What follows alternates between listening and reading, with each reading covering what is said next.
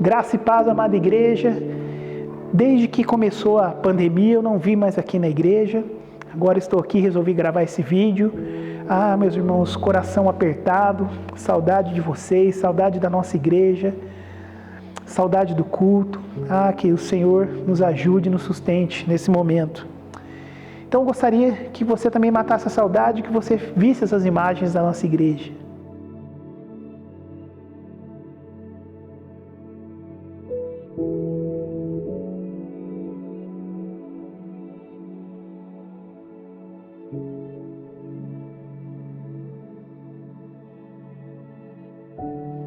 Deus seja louvado, que em breve nós possamos voltar à nossa comunhão e que aos cultos maravilhosos de louvor e adoração, para que a presença de Deus continue aquecendo os nossos corações, que a nossa espiritualidade não se esfrie nesses momentos. Então, isso que eu gostaria de meditar num tema da carta de Tiago, e o tema é como reagir diante do sofrimento.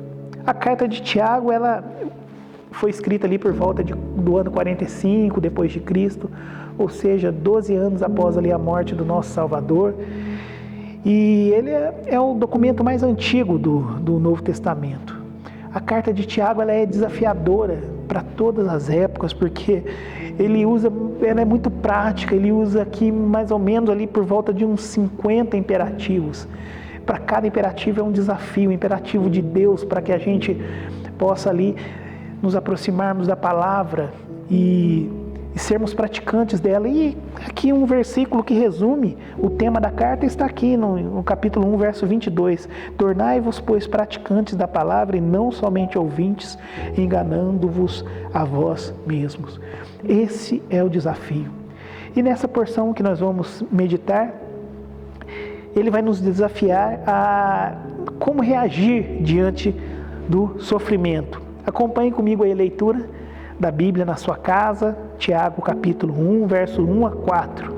Tiago, servo de Deus e do Senhor Jesus Cristo, às 12 tribos que se encontram na dispensação, saudações. Meus irmãos, tende por motivo de toda alegria o passardes por várias provações, sabendo que a provação da vossa fé, uma vez confirmada, produz perseverança. Ora, a perseverança deve ter ação completa, para que sejais perfeitos e íntegros, em nada deficientes. Olha a profundidade desses versos. Tiago aqui então, ele começa se apresentando, Tiago, servo do Deus e do nosso Senhor Jesus Cristo, no verso 1. Quem é esse Tiago? Nós temos pelo menos 4 Tiagos na Escritura.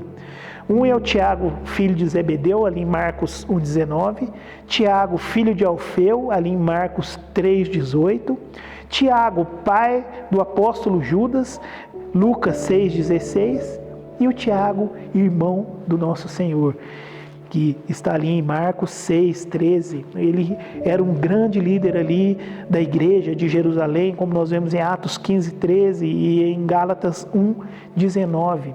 Gálatas 2,9 chega a chamá-lo de como se fosse um pilar da igreja, juntamente com Cefas e outros. Olha que profundo, meus irmãos. E aqui ele começa a se apresentar como servo de Deus e do Senhor Jesus Cristo. Ele poderia se apresentar, eu sou o Tiago, irmão do Senhor Jesus. Imagina só o peso dessa apresentação, mas ele se apresenta como um servo de Deus e do Senhor Jesus Cristo. Aqui então nós temos já um chamado mesmo, um desafio, a humildade desse servo de Deus. Ele inicia a carta se mostrando uma pessoa humilde diante de Deus. E olha só, e ele continua falando agora, ele se apresentando quem ele é, ele vai agora dizer para quem essa carta foi destinada. Às 12 tribos que se encontram na dispensação, saudações. Às 12 tribos que se encontram na dispensação. Se nós voltarmos os nossos olhos lá para Atos 8, verso 1, nós vemos que após ali a morte de Estevão, o seu apedrejamento, a igreja foi amplamente perseguida e ela foi dispersa. Então, ali a maioria era judeus convertidos ao Evangelho, eles foram dispersos. Então, e a igreja estava sendo profundamente perseguida e os cristãos estavam sofrendo. Então ele escreve essa carta para esses irmãos que se encontram nessa dispensação. As 12 tribos, né, simbolizando, como diz Gálatas 6,16, nós somos hoje, após Cristo, o Israel de Deus, né? Então, ele destina essa carta para eles e aqui ele vai começar iniciando, dizendo como reagir diante do sofrimento. Olha o que diz o verso 2: meus irmãos, tende por motivo de toda alegria o passardes por várias provações. Estranho, né? Motivo de alegria passar por provação. Meus irmãos, né? Então, primeiro é que ele chama ele de irmãos, ele usa essa expressão de irmãos 15 vezes ao longo da carta, para que a gente não esqueça que no momento de lutas e de tribulação, nós devemos ficar com as nossas mãos juntas. Nós somos uma família, a família da aliança, um auxiliando ao outro. Meus irmãos, nós somos irmãos em Cristo.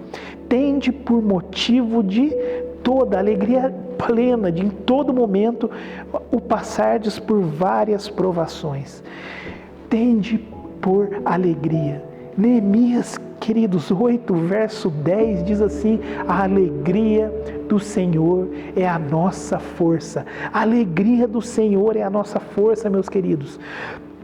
Filipenses 4,14 nos diz que o apóstolo Paulo dizendo ali, motivando também os filipenses, diz: alegrai-vos no Senhor. Outra vez vos digo, alegrai-vos. Porque a alegria do Senhor ela é a nossa força.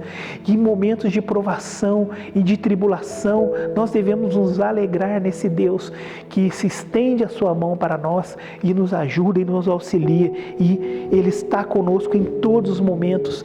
Nós não estamos sozinhos. O Senhor Jesus foi assunto aos céus, mas Ele mandou o Espírito Santo para que console o nosso coração nesses momentos de tribulação. E Ele diz: tende por motivo de alegria, passardes por várias provações. Passardes, ou seja, essas tribulações são passageiras na nossa vida. A gente tem que ter esse olhar lá olhando para frente. Passardes, ou seja, as tribulações são passageiras em nossa vida. Essa tempestade do coronavírus, esse isolamento social, ele é temporário, meus queridos irmãos. Em breve nós retornaremos, em nome de Jesus, à comunhão dos santos. Ao passardes por várias provações, a palavra várias aqui tem a conotação de múltiplas cores. É como se fosse um arco-íris, as provações são várias, como se fosse cada cor do arco-íris uma provação diferente, mas que a gente não esqueça, como ele diz aqui no verso 3, que para cada provação que a gente passa, para cada luta, para cada tribulação, para cada cor do arco-íris, nós temos uma graça de Deus correspondente para cada uma delas. A graça de Deus está conosco, meus irmãos. E ele continua agora falando sobre isso, verso 3, sabendo que a aprovação da vossa fé, uma vez confirmada, produz perseverança. Sabendo que a aprovação da vossa fé, uma vez confirmada, produz perseverança. Que a provação da nossa fé, interessante que essa palavra aparece ali em Provérbios 27 e 21, dizendo assim que o ourives, ele prova a prata e a forja prova o ouro, mas o Senhor, ele prova os corações. Eu gosto muito de uma ilustração muito interessante do ourives, que certa vez um jovem foi lá para saber como que o ourives purificava a prata, o ouro, e ele chegou, perguntou para o ourives ela punha aquela forja, né, o crisol lá dentro da forja, tirava e olhava.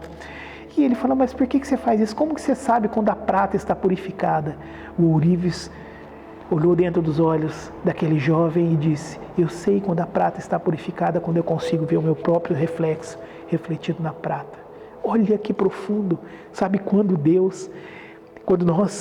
o propósito da aprovação é para quando nós formos provados pelo fogo, pelas dificuldades, mas nós permanecermos firmes, como ele diz assim, que a nossa fé é confirmada, produzindo a perseverança, Deus ele olha para nós e vê o próprio Filho refletido em nós, o caráter do Filho de Deus refletido em nós, quando nós andamos aí no mundo, diante das tribulações, dando um testemunho de que nós somos pessoas que nos alegramos no Senhor, que estamos com Ele e que Ele nos sustenta. Olha que profundo.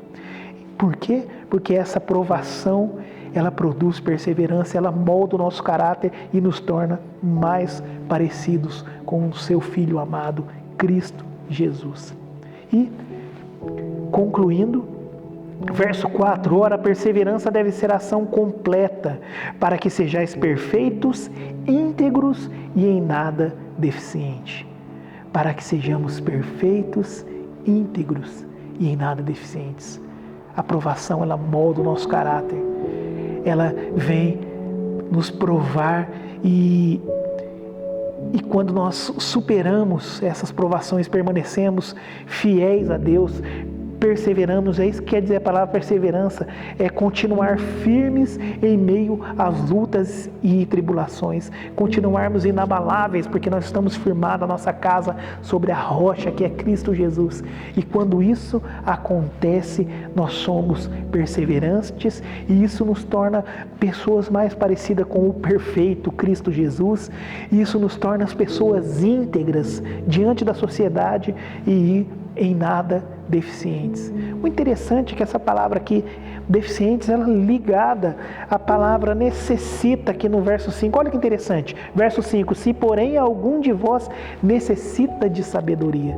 Ou seja, é a mesma palavra. Então é uma ligação de um verso com o outro. Nós não vamos meditar aqui na porção seguinte, mas é um desafio para nós.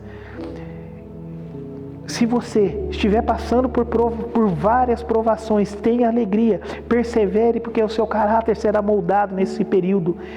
E o que a gente precisa nesse momento, para que a gente não seja em nada deficiente? Se, porém, algum de vós necessita, ou seja, se tem alguma deficiência de sabedoria, peça a Deus que a todos os dá liberalmente. Que a nossa oração seja para que Deus nos ajude a perseverar e a descansarmos em Deus e pedirmos sabedoria para Deus para passarmos por esse momento tão difícil, segurando na mão do grande Mestre Jesus, que é Ele que nos conduz em segurança em todos os momentos da nossa vida. Essa é a mensagem que eu gostaria de deixar para você, meu querido e amado ouvinte. Que essa palavra aqueça o seu coração nessa noite, em nome de Jesus.